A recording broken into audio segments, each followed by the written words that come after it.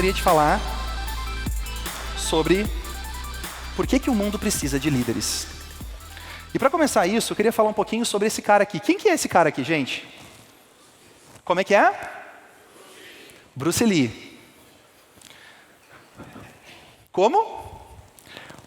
O Bruce Lee, ele é muito interessante, porque mesmo tanto tempo depois de ele já ter morrido, a gente olha o rosto dele e reconhece, não é verdade? Porque o Bruce Lee representa algo. Como vocês sabem, o Bruce Lee era apaixonado por artes marciais e é um dos ícones das artes marciais. E ele lutava Kung Fu. Ele nasceu na China, foi morar nos Estados Unidos e ficava entre a China e os Estados Unidos. E ele era encantado por artes marciais. A vida dele era lutar artes marciais. E a visão dele sobre as artes marciais era diferente do que as outras pessoas tinham. Ele via as artes marciais como uma forma do ser humano se expressar para o mundo. Não somente uma forma dela poder combater ou se defender de alguém. Bruce Lee, ele treinou durante muito tempo com esse aqui, que é o Ip Man. O Ip Man é o nome do treinador, mestre, mentor do Bruce Lee de Hong Kong, que ensinou muito dos movimentos de Kung Fu que ele conheceu.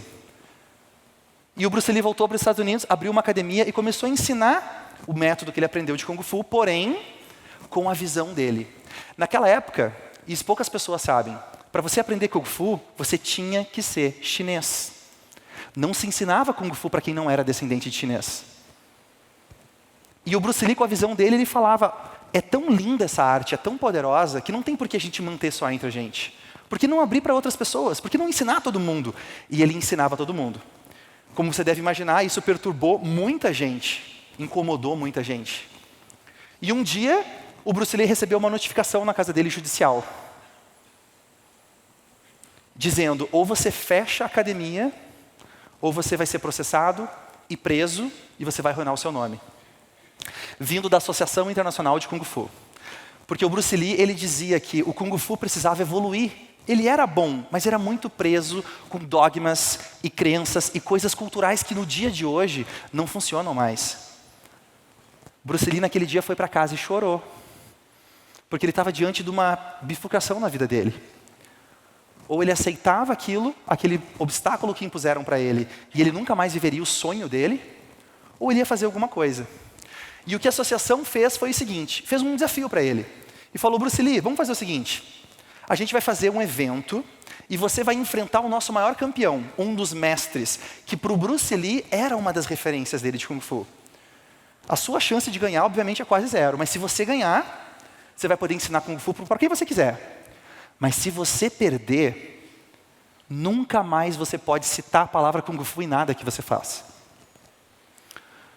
Bruce Lee aceitou o desafio.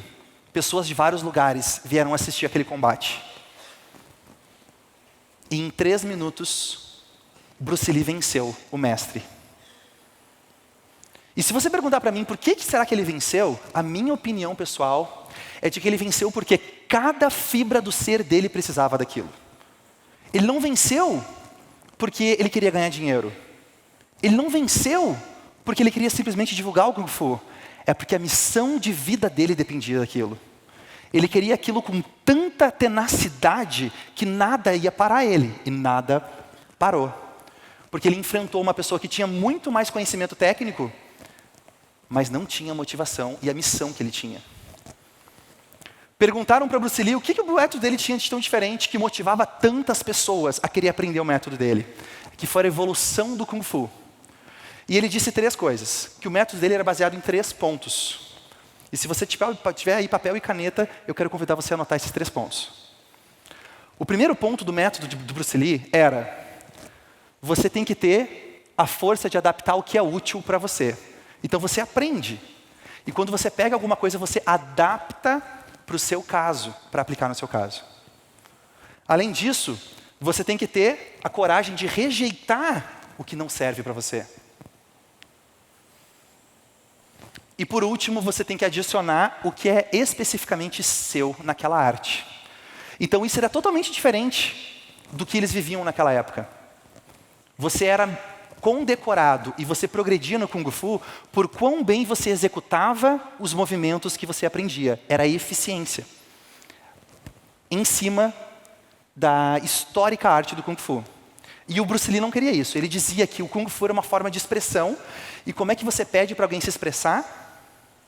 Se você diz para ele o que ele tem que falar, como é que ele tem que se comportar, ou como é que ele tem que vestir. Isso não é expressão, isso é condicionamento.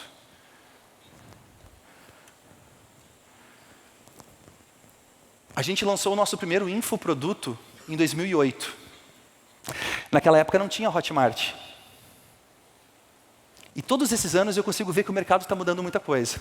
Eu lembro que naquela época a gente vendia um curso de R$500, e para a gente saber quem foi que comprou, a gente tinha que pedir para a pessoa fazer um depósito na nossa conta. Ela ia até a agência, fazia um depósito na conta, e ela colocava uns centavos quebrados no final. Então eram 513, 13 não é um bom número, né? Eram R$500,25. A gente sabia que 25 centavos era do João, e 47 centavos era da Maria. E de lá para cá a gente pode ver que o mercado está mudando muito. E está lindo. Nunca foi tão lindo para a gente poder empreender. Mas ao mesmo tempo, a gente sente que muitas pessoas não estão conseguindo se expressar. Muitas pessoas estão mais preocupadas em como que ela aplica determinada técnica do que se ela realmente está conseguindo colocar a voz dela para o mundo, ela se expressar para o mundo.